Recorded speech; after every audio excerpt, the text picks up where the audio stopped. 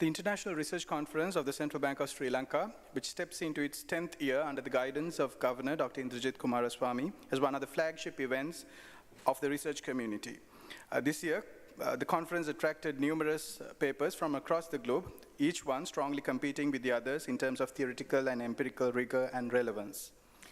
I now cordially invite the Governor of the Central Bank of Sri Lanka, Governor Dr. Indrajit Coomarasway, to deliver the inaugural address. Good morning. Thank you very much. Professor Houghton, Deputy Governors, Assistant Governors, other senior colleagues, foreign scholars, invitees, ladies and gentlemen. It's a privilege to be associated with the 10th annual research conference of the Central Bank of Sri Lanka.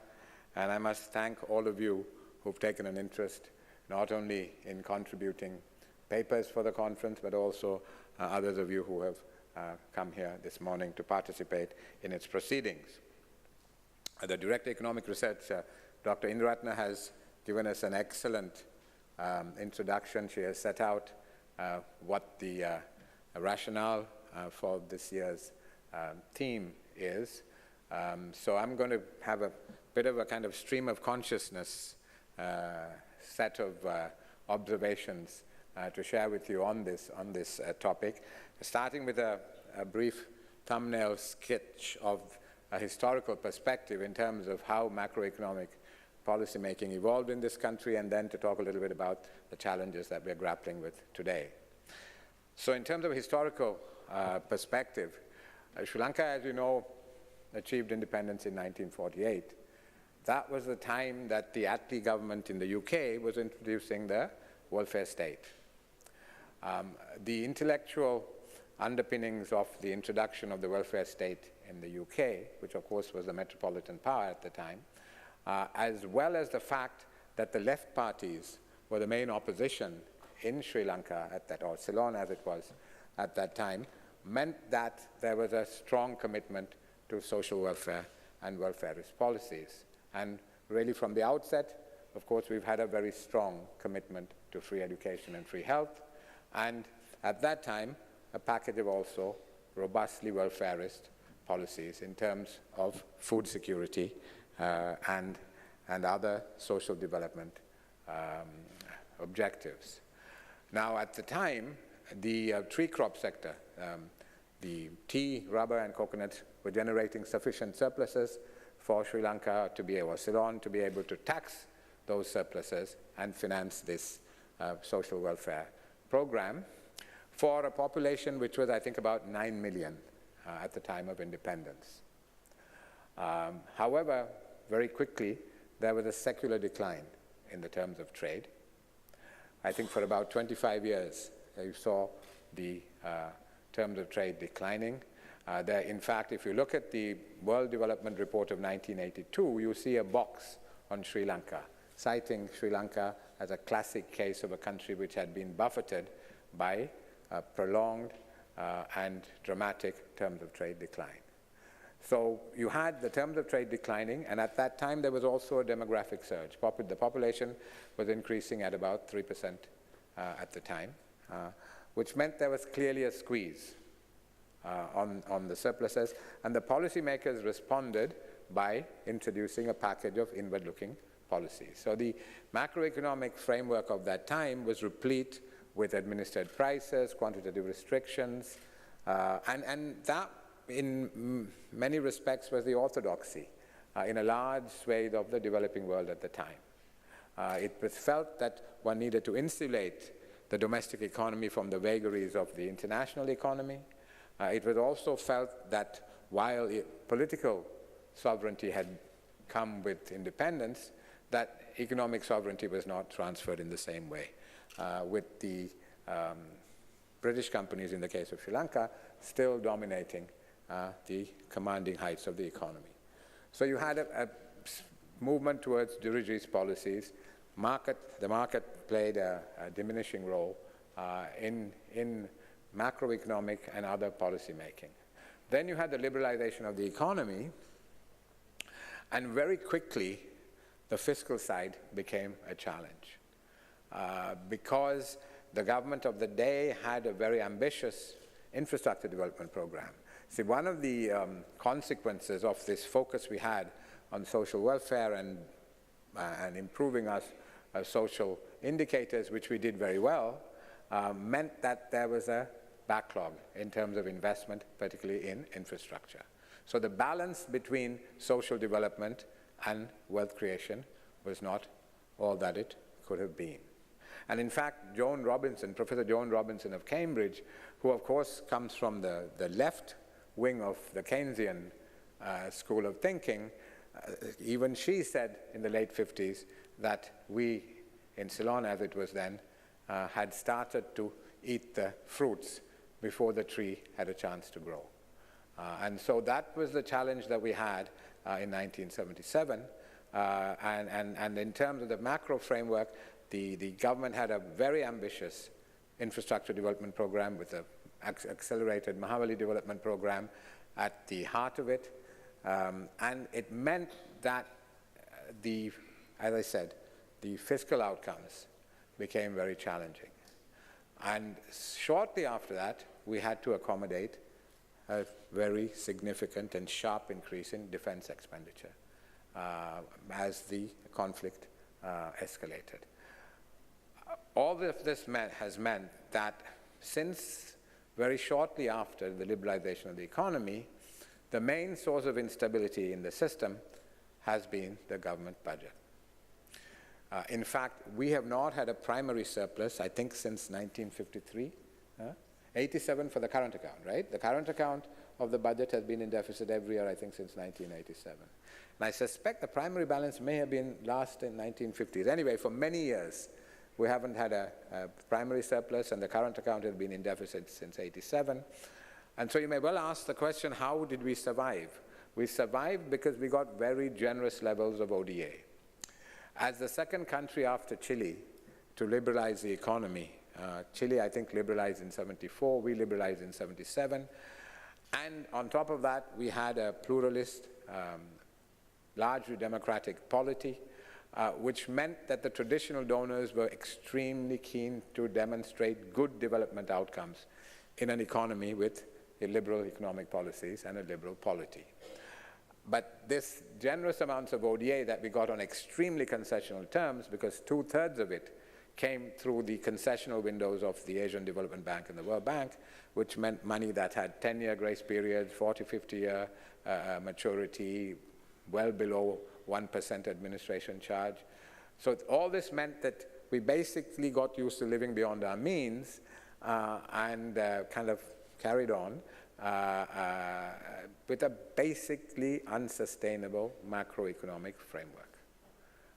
And which also meant that Sri Lanka, from 77 onwards, could be caricaturized as a high budget deficit, high inflation, high nominal interest rate, overvalued exchange rate economy, which is diametrically the opposite to the caricaturization of the successful countries of East and Southeast Asia, which ran very tight budgets, which had low inflation, which enabled them to have low nominal interest rates, which enabled them to have undervalued and competitive exchange rates. So we did exactly the opposite because of the excess demand that was being pumped into the system from the fiscal side. So that in a very, very oversimplified way has been the economic history of macroeconomic policy making in this country. So where are we now? Clearly, the first thing was to get the fiscal house in order. Clearly, from the central bank's perspective, that's outside our immediate remit, but it's very difficult for us to do our job if there is excess demand coming out of the budget into the system, which complicates things enormously as far as monetary and exchange rate policy is concerned. And also, I don't think it's possible to have stable and robust macroeconomic fundamentals if you don't have your budget in order. So the first thing that we needed to do as a country was to make sure that we have a sustained effort in terms of consolidating on the fiscal front. And that is what we are in the midst of doing, supported by an extended fund facility program from the IMF. So the government is in the midst of it. So far, it's been okay. We've made reasonable progress, but clearly we have to stick with it. But what is being done now is to put in place some clear frameworks for macroeconomic policy making, and also to institutionalize those frameworks. So let me take a few minutes to talk a little bit about that. So as I said, on the fiscal side, we have a revenue enhancement-based fiscal consolidation program, which sees the fiscal deficit come down to 3.5% of GDP by 2020. It's probably going to be about 5.2% of GDP this year. We need to get it down to 3.5 by 2020. And it's revenue enhancement driven because our overall level of expenditure at about 19-20% of GDP is actually okay. If you look at our comparators in terms of our rating peers and others at a similar level of economic development, this 20% of GDP expenditure is not really, it's not out of alignment. However, of course, we can do better in terms of the quality of that expenditure, in terms of aligning public expenditure with the priorities of the economy. So improvement in quality as far as public expenditure is concerned, but overall level is okay. But our revenue, which had consistently been around 20% or above GDP in the 1980s and up to the early 1990s or the mid-1990s, reduced down to, I think, about 12% of GDP, less than 12% of GDP in 2015. And there, part of it is understandable because with the very high war risk premium attached to the economy, the government had to give away a lot of revenue to boost investment in the economy. So that was part of the reason why revenue collapsed. And so all the kind of new growth sectors had such an extensive array of tax concessions that the government was not able to capitalize on the growth that was taking place in the economy to increase its tax take.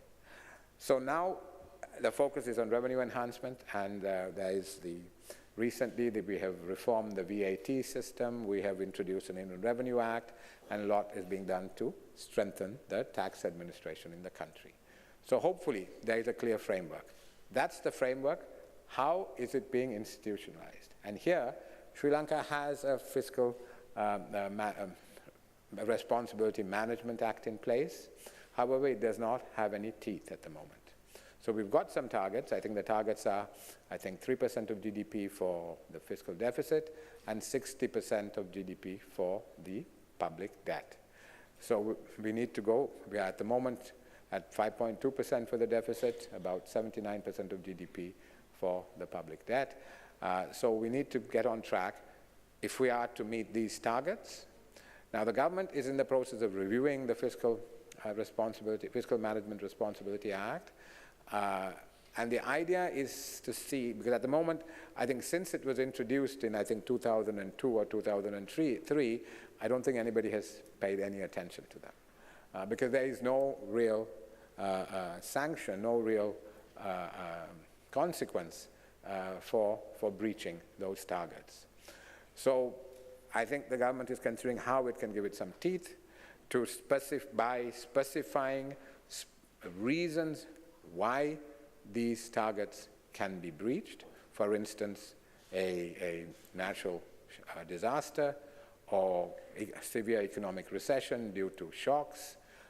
So there'll be specific reasons when you can deviate from the target. And when you do deviate from the target, it will be necessary to set out how one would come back within the target, as and when you deviate. So that's the framework for the fiscal side and the institutionalization of that framework. On the monetary policy side, the central bank, as I'm sure most of you, all of you probably know, that the central bank is moving to a flexible inflation targeting regime. Sri Lanka, like many other countries, has found that the relationship between monetary aggregates and outcomes in terms of price movements and the real economy, those relationships have got weaker. And this is not peculiar to Sri Lanka. It's partly because payment systems have become more diversified and more complex, which has meant that these relationships, which were useful in the past, are not as helpful in terms of policymaking in today's context. So we are moving to this flexible inflation targeting regime, and it is going to be mandated on the basis of the trinity of price stability, independence of the central bank, and accountability. So there will be a legal framework which supports the FIT, and of course, for this to work, one has to have very good fiscal monetary coordination. So these are the things that we are trying to put in place in terms of the monetary policy framework. And as I said, there will be a legal and accountability framework to support the new flexible inflation targeting regime. So that's how we will institutionalize that.